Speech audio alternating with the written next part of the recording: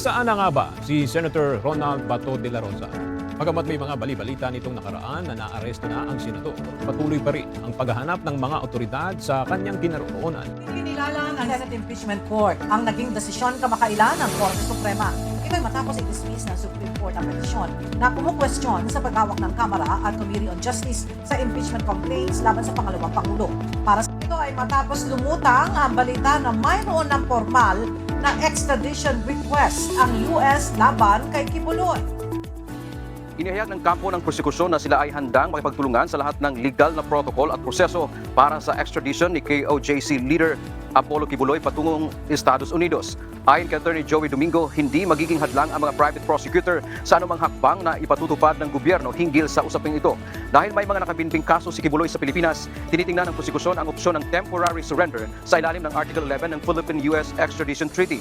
Sa ilalim ng opsyong ito, maaaring dalhin si Kibuloy sa Amerika para malitis nang hindi nadidismiss ang kanyang mga kaso sa Pilipinas. We wanted to say na we are very much willing to cooperate with whatever it is that needs to be done for the processes to be undertaken, kung ano man yung mga legal protocols na kailangan because Elang malaya nang makapagsasagawa ngayon ng trial itong Senate Impeachment Court kasunod nga ng naging desisyon ng Korte Suprema na i-dismiss yung mga petisyon laban doon sa isinagawang impeachment proceedings ng House of Representatives.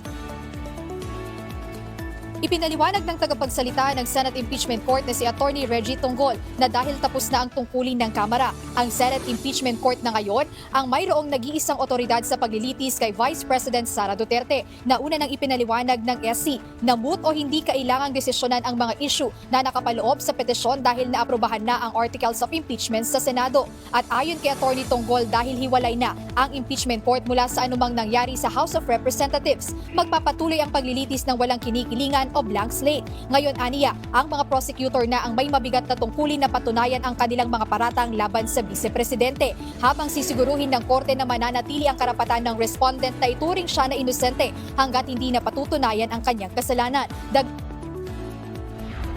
Nasa Pilipinas pa rin umano si Senator Ronald Bato de la Rosa. Ayon sa Philippine National Police, tuloy-tuloy ang pagpasok ng mga impormasyon tungkol sa posibleng lokasyon ng nagtatagong senador. Kaya naman hindi sila tumitigil sa pagmamanman sa posibleng kinaroroonan nito. We are looking at the different places of the supposed whereabouts of friends, relatives, as well as kung sino yung lagi niyang kasama. And most probably is nandito siya sa Pilipinas.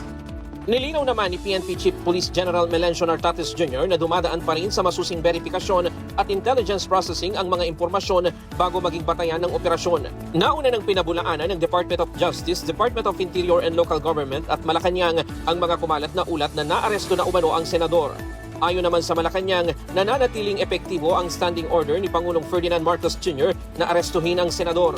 Hayaan po natin ang DOJ at ang DILG na siyang sumagot po dyan dahil sila po ang nakakaalam kung anong operasyon ang kinakailangan para po mabilis na maaresto si Senator Bato de la Rosa. Hindi sumipot sa patawag ng National Bureau of Investigation, National Capital Region si Batangas 1st District Representative Leandro Leviste na naka-schedule kahapon. Ito ay may kaugnayan sa umunig tangkang honey trap at character assassination laban kay Executive Secretary Ralph Recto, kung saan isa si Representative Leviste sa itinuturong may pakana umano nito. Imbes na dumalo ng personal, nagpadala ang kampo ng mambabatas ng sulat sa NBI-NCR at tumihiling na makahingi ng kopya ng ginawang investigasyon sa kaso. Subalit hindi ito pinagbigyan ng NBI. Mayroon po tayong batas dyan na talagang pagka ang isang dokumento ay subject po ng present investigation o current investigation, hindi po pwedeng i-share yan. Kasi mako-compromise yung investigation kasi mga persons or personalities involved, baka makompromise din. Samantala, nauna nang sumulat ng abogado ni former Presidential Advisor on Political Affairs Secretary Jing Paras para hilingin na i-reschedule sa susunod na linggo ang appearance nito sa NBI. At upang personal na makatugon ang dalawa sa patawag ng NBI, inireset ang kanilang schedule ng pagharap sa tanggapan sa darating na August 11. Paglilinaw ng NBI, parte lamang ng due process ang pagpapatawag kina Congressman Leviste at Paras. Malinaw ang pattern. Ganito ang paglalarawan ni Vice President Sara Duterte nang hinga ng reaksyon sa ginagawa ng kasalukuyang administrasyon na tila iniisa-isa ang mga personalidad na hindi kaalyado ni Pangulong Ferdinand Marcos Jr. Ayon kay VP Duterte, lahat ng hindi sumusunod sa palasyo ay nakararanas aniya ng iba't ibang uri ng panggigipit. Well, it shows kung ano yung pinagkakaabalahan ng administrasyon ngayon, ng gobyerno ngayon. Ang pinagkakaabalahan nila ay politika dahil nakikita natin na may pattern na. Hindi lang si dating Pangulong Rodrigo Duterte, hindi lang ako, kundi lahat ng hindi sumunod sa palasyo kay President Marcos ay hinahabol, tinitira, kinakasuhan, hinaharas, tinitrete. Sinagot din ng Vice Presidente ang issue na pampagulo lang sa nagpapatuloy na impeachment trial niya ang kumalat na bali-balitang naaresto na noong nakaraang araw si Senator Ronald Bato de la Rosa. Aniya, hindi na kailangan pangguluhin ang impeachment dahil sa una pa lamang ay magulo na ito. I don't think kailangan guluhin ang impeachment. Napaka-klaro naman yung bending the law dyan sa impeachment na yan, simula pa sa House of Representatives hanggang sa pagkakaroon ng dalawang tao na nakaupo doon sa, ano man tawag dyan, stage or rostrum or elevated platform. Hindi na kailangan guluhin ang impeachment dahil magulo na siya sa bending the law. Pinuri naman ng Vice Presidente ang kanyang defense team dahil sa ipinapakita nitong performance sa impeachment trial. Of course, yes. Oo. Nagpapasalamat lang talaga ako dahil merong mga abogado na tinanggap ang aking kaso at they are diligent and passionate enough to defend it. Ulitin ko si Claire Castro is a spokesperson of the President in the Office of the President. O hindi ko alam kung sa kaninong spokesperson siya. Pero by the fact na spokesperson ka at merong C ng Office of the President dyan, dapat maging professional ka sa mga sinasabi mo.